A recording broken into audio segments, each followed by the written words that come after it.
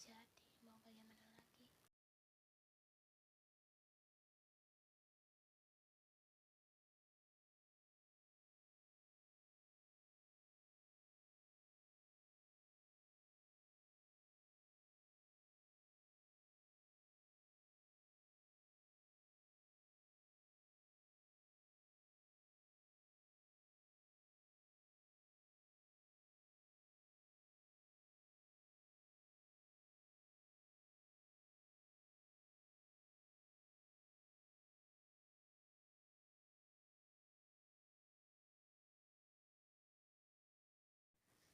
Terima kasih, sungguh terima kasih sudah mau memaafkanku. Ucap Aiden berdiri air mata yang menarik Aiden ke dalam dekapannya berusaha menenangkan wanita itu. Setelah minta maaf kepada Yen, teman-teman Taeyong izinkan kembali ke tempat mereka. Aiden dan Yongga langsung pergi mempersiapkan diri untuk keberangkatan mereka ke Berlin besok pagi. Mereka hanya pergi sebentar untuk melihat perusahaan di sana. Setelah itu mereka berjanji akan kembali untuk menghadiri pernikahan Taeyong dan Yen yang akan dilaksanakan 2 minggu dari sekarang.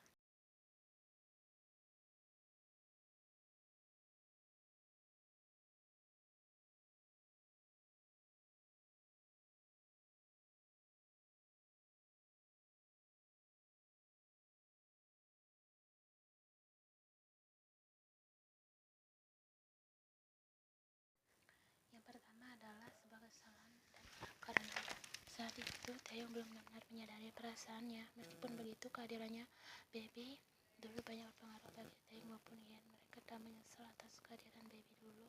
Baby itu tidak salah, yang salah adalah diri mereka sendiri.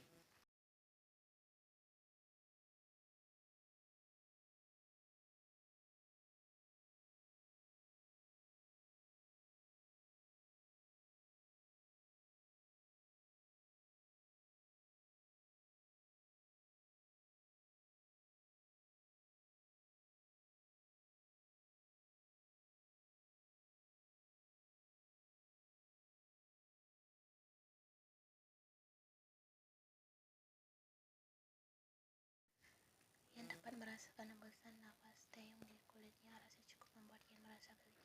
Taeyong, kok tidak pegal? Tidak. Tapi aku sudah pegal. Belum lagi di bawah sana membuatku tidak nyaman. Ucap Yen hati-hati. Lalu apa? Kau tidak merasa sesak? Aku tahu itu menyiksaku. Ucap Yen sedikit kesal membuat Taeyong menatapnya dengan segala gaya licik.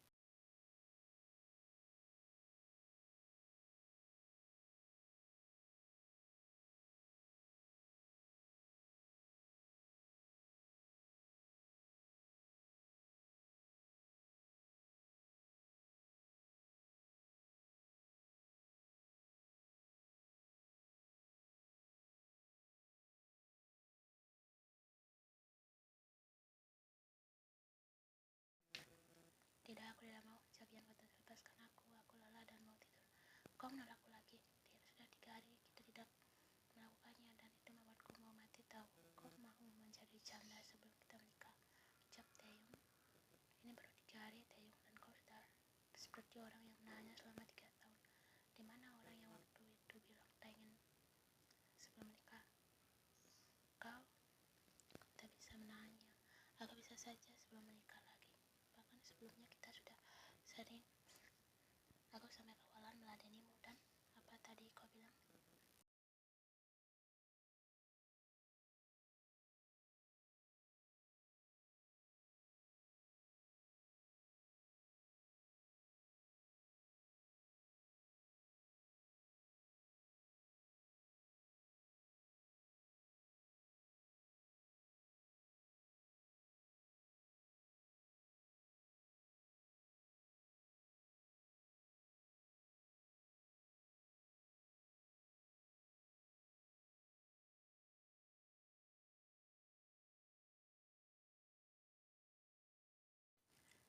Taeyong menatap tajam Yen. Perkataan panjang yang barusan cukup membuat mental Taeyong terjungkal. Hei, membayangkan dia mati konyol seperti itu sangatlah tidak lucu.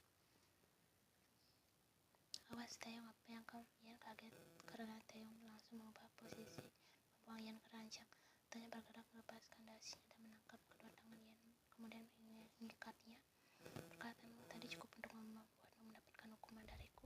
Hukuman hanya untuk perkataanku tadi. Taeyong, aku hanya membicarakan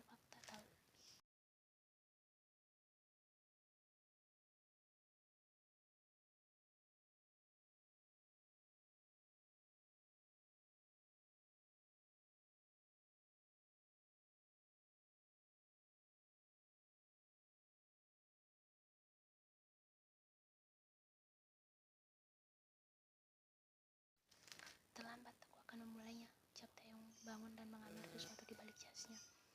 "Untuk apa itu?" tanya Ian penuh kecurigaan. "Untuk menahan kakimu," jawab Taeyong santai. "Taeyong, kau mau apa?" tanya Ian saat melihat Taeyong yang tengah melepaskan gespernya dan mendekatinya kembali. Mata Ian membelat sempurna. Tentu saja dia tahu kenapa menanyakan hal itu padanya. Ini membuat perasaan Ian jadi tidak enak.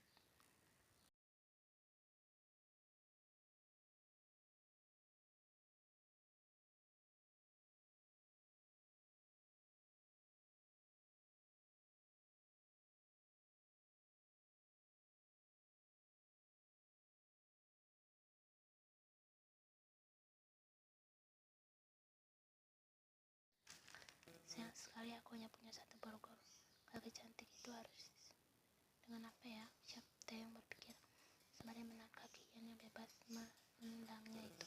Karena tak mendapatkan apapun lalu untuk mengikat kaki Ian yang hal itu. "Taeyong, please jangan. Kalau kau sampai melakukannya, aku tak akan mau menikah denganmu." Ian berharap Taeyong mau mendengarnya dan takut dengan ancamannya. Namun, yang dia dapatkan adalah kekean dari pria itu.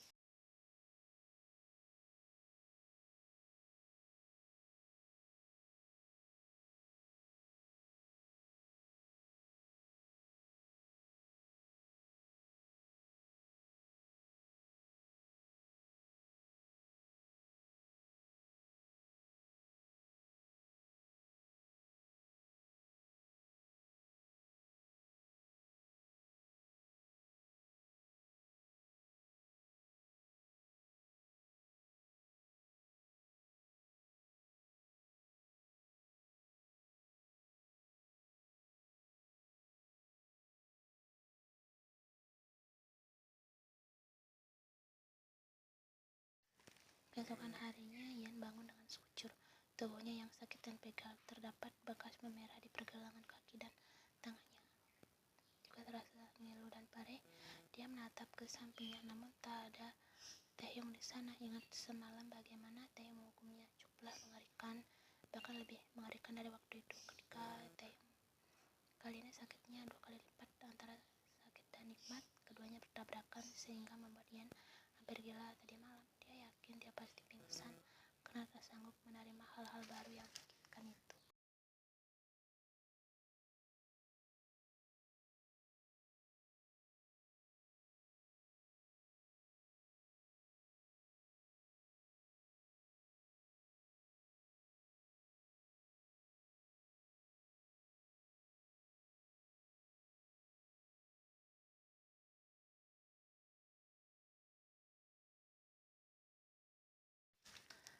"Kau masih bertanya seperti itu saat kau sendiri yang melakukan hal gila ini padaku."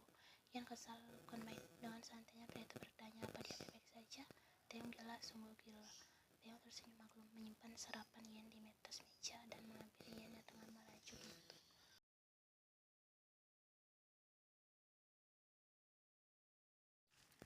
"Maaf, aku sudah menahan diri untuk tak melakukan hal itu padamu, tapi mau bagaimana lagi? Kau kalah dengan pendirianku sendiri," ucap Taeyong memeluk Ian. "I'm so sorry, my dear."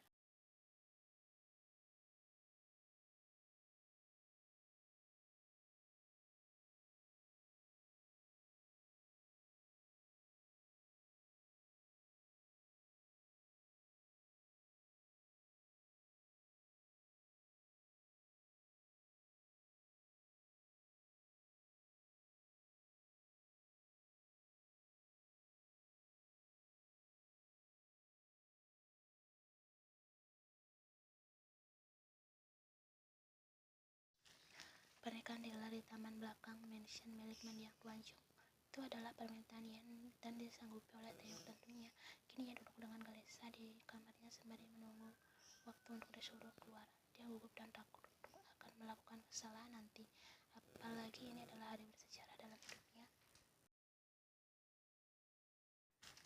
Pintu kamarnya terbuka. Di sana Yuri dan Iri datang menghampirinya. Ian tentu saja terkejut, tak menyangka kedua wanita itu datang ke hari pernikahannya.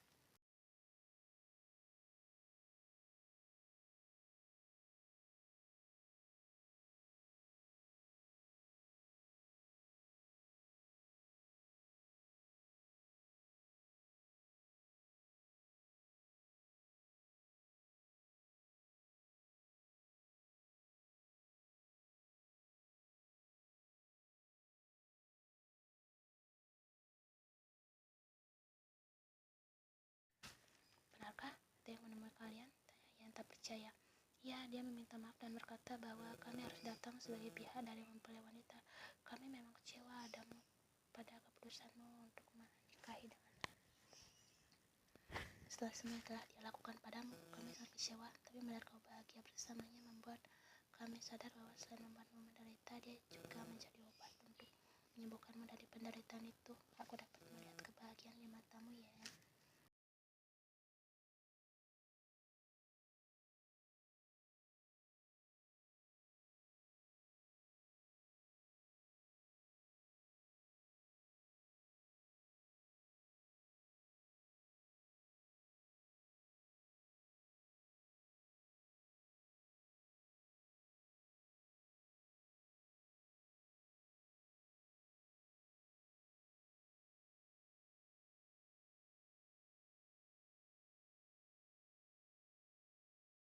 Ya ampun, Yan, makeupmu itu.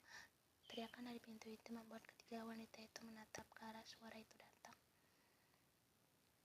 Tiffany dan Crystal berdiri di sana menatapnya kesal. Aku sudah bilang untuk tidak menangis, kok malah menangis dan menghancurkan hasil karyaku.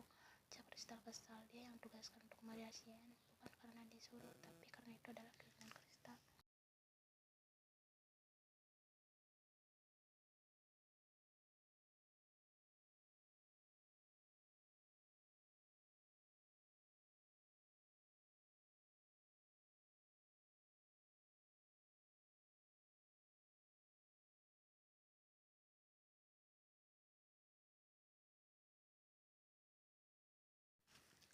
Yuri dan Iri duduk di sofa bersama Tiffany. Ketiganya saling berkenalan dan bicara beberapa hal yang membuat mereka terlihat akrab. Buktinya mereka kini tertawa begitu keras. Entah yang dibahas Yan hanya dapat mengukir senyum melihat interaksi mereka dari panduan kaca di depannya.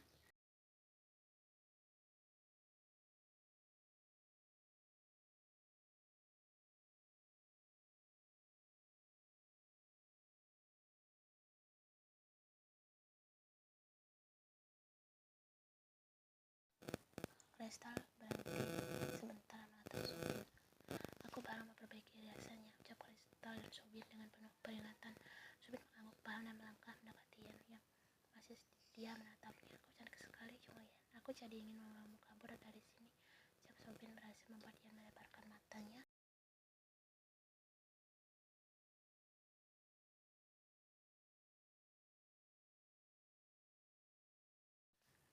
Sobin, kau, tapi aku lebih sayang nyawaku dan jadi tidak akan aku lakukan. Ucap Sobin dan kini dia terkekeh menatap Yan yang malah melongo di depannya. Kau ini, aku kaget tahu, ucap Yan kesal dengan wajah masam.